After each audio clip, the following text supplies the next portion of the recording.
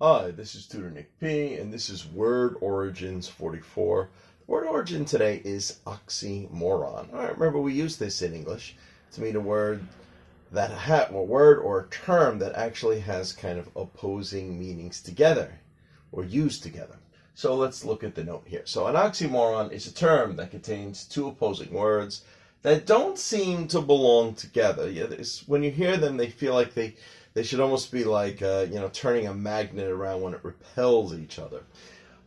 Yet they are used together to have a particular meaning. So sometimes you point it out when you get a combination of words together, they have a meaning by itself, but they don't look like they belong together because they are kind of opposites. So it really strikes you when you see it.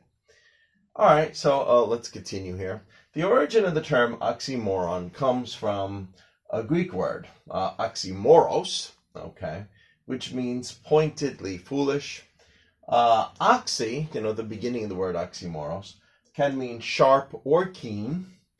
Sharp or keen. Moros can mean dull, stupid, or foolish. Okay, so let's continue. In this sense, oxymoron has two opposing meanings. Yes, so an oxymoron, the word itself is an oxymoron, almost in two ways. Let's continue. One is pointy or sharp. So oxy can mean pointy or sharp, compared to dull, that is not sharp. So that's one way that oxymoron is an oxymoron. It also has sharp or keen. Remember, we use sharp. Somebody who's sharp is smart. They're quick.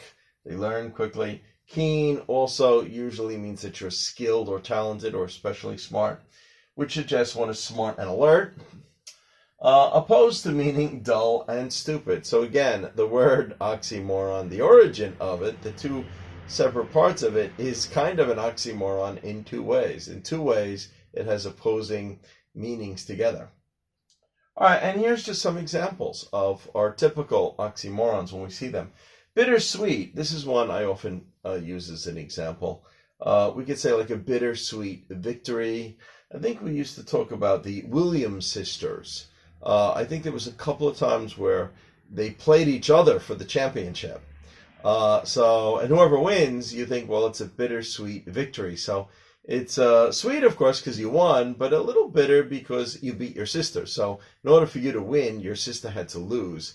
So in this sense, it's kind of a bittersweet victory. That's the way we would use that. Or a true myth. Well, remember, a lot of myths. Myth is used in a couple of different ways. It's used about the old Greek and Roman myths, which we're not completely sure whether there is truth or how much truth there is to them.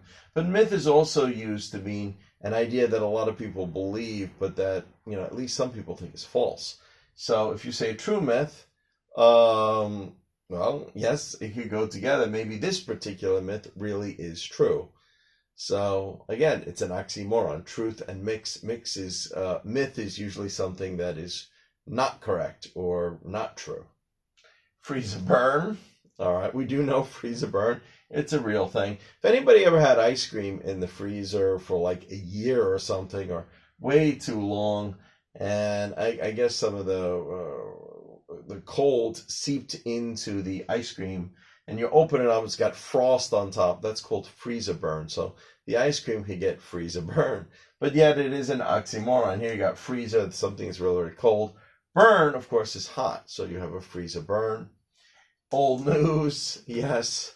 Old news, it could be old and, something new together, but there is such a thing as old news. Okay. Jumbo shrimp, that's one I often hear come up. Jumbo, of course, always means something that's very, very large. Shrimp is always something that's very, very small. So in this sense, it is an oxymoron, but it's a real thing. You could have jumbo shrimp. A deafening silence. Well, if something is a deafening silence, means a lot of people are silent about something, but they should be screaming about it. They should be loud. So in that sense, it's a deafening silence. So these are real things. These are real terms that are put together with words that seem to oppose each other, that don't seem like they should ever go together. Anyway, I hope you got it. I hope it's clear. Thank you for your time. Bye-bye.